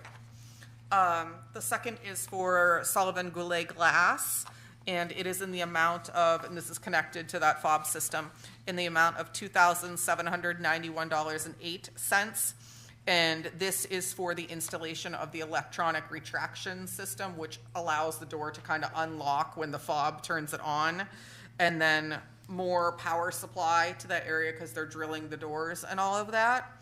And then something called a door loop, which is only $40. I'm not real sure what a door loop is. But, and then labor on top of that. But this part here has to be done in order for Berkshire to be able to do their part. What was the total? The total is $2,791.08. And why does that have to be your sole source? Because Sullivan Glass has done all of our doors in the building, and to have someone, we'll lose our warranty on our doors if we have somebody else working on the doors that isn't a certified individual. And does this seem like a reasonable cost for the work that we're doing? I would think so. It's $2,791. It doesn't seem unrealistic. The kit itself for 2 of the doors is $683 a piece. So, I mean, that's $1,400 right Yes, there yes, just yes. for the product alone. I'll make a motion to approve. Is there a I'll second. You have a second? All in favor? Who did the second? I did. Okay. Sandra did. Okay, Tori, do the motion, do the motion. Make a motion to end the meeting here. Wait, You have to do public. We have to do public comment. Zoom discussion. Tori, I can wanna I make take a that back motion if you're if done you with it? Oh, we have Zoom discussion. Well, if we don't want to do it, we can table it. It's already No, past my we're bedtime. still so you go for it. we're Let's still do it, within. okay. So, the problem, go ahead. Tori, you said you had a question on one of these Oh, sole sources. Just about the key fob thing. Who gets a key fob? So, Just the lady outside watching the children? no. So every teacher and para will have a key fob because, like, say the paras are outside with a child, they need to be able to in case of an emergency. Everyone gets a key fob, and each key fob is assigned to a specific person, and they have access times that are assigned to them. Like a teacher would only be assigned, let's just say 7 to 5 p.m. Monday through Friday. They wouldn't be able to fob in on the weekend or anything like that. Barb Right. Silverio, though, will So- have 24/7 access on her And the key public fob. also keeps Just- track of who's fobbed in at what. Exactly, it also notifies us who's been in the building. Just, following like certain things for a controlled entry point, which is what this would be, whatever. That's why it's really important when you have a key fob that you don't like hold the door for people. Correct. Right, so we there's will- some training on that. Yeah, there'll be security protocols, because we also, in conjunction with this, are rekeying all of Pearson. So we have a whole protocol that has to go in Thank place you. around that. Thank you. You're welcome. Want us to read out? Zoom discussion. Zoom discussion. Oh, that's right. Listen, I wanted to table it, but I just think that I would like to not have Zoom meetings unless absolutely there is no other way. If we're gonna have a discussion about something important, I feel like we should be in person if we have a quorum. And I find it difficult to be able to talk to people. It's hard sometimes to hear, as you saw, it was difficult to get on, I got kicked off. And I think it's better to have an in-person where we can talk and see each other and make our statements and our positions known and have discussion much easier. You have a motion? So, I do. I have a motion that we end Zoom meetings unless it's an absolute emergency. Can we talk a little bit further? Yeah, I absolutely. think the state has given us guidelines for that, especially over the last couple of years because of Sure. COVID. So I would hate to make a decision here that might be counter to state law or State Board of Education policy on Zooms. Yeah, but if we're deciding as a board that we prefer to do in-person meetings and not, we just had 2 Zoom meetings back to back. I just, I wanted to be sure that it is on our purview to make a decision like that, that's all. Can we table it till the next meeting so we can check what the status of the law is, so that we're I in can compliance? get more information. There is information out there, and I'm not educated on it right off the top of my head, but there is updated information regarding electronic meetings. Kate So- might have come out with a few things. I can get you the most up-to-date information. Like I said, I don't know what it says, but I know that it's out And I think that would be there. a policy. I don't think it's necessary, I think it's gotta go, that's a policy of how we're gonna do our meetings. It would be in the something board bylaw. We'd have, Bylaws. so We we'd do have it to in the address that in the bylaw. policy committee, okay? We have to go through Alright, that process. Got Right. it. Sounds good. So we're gonna do some research on that? Yeah, I'll Just do to that make for sure you. that we Put it on the, I would put it on the September policy meeting agenda, not, because that's when Not we're gonna this start week. looking at bylaws. Motion to adjourn. No? Second. Still, no, you still, is there anybody from, no? Not this time, but next time, I think I might address the men and the women thing. Thank you. The controversy continues. Absolutely. Well, it's being, just so we're clear, it's not coming back to the Board of Education meeting. My understanding is you tabled it back to the policy committee We didn't meeting. table it, No, no, it's the men, it's women going thing he's to saying, but second. public. It's going Oh, to it is? second Okay, reading. my bad. I wrote it Public- down wrong then. I apologize. No, it was approved. That's Public comment, though, is limited to what's on the agenda, according to the policy. So if we don't have Just so the you know. men-women issue on our agenda, it's I'm not gonna have it- subject to. It will be on as a second read, though. Yes, that's right, it will be. Yes, it will be on as a second Right. read. No. Oh, I'm looking for an adjournment. Yes, All right, do second. it. I second Tori's Motion to adjourn. Okay, all in favor? Aye. Thank you all. Thank you, Doug. Thank you. Good night, everyone. Good night.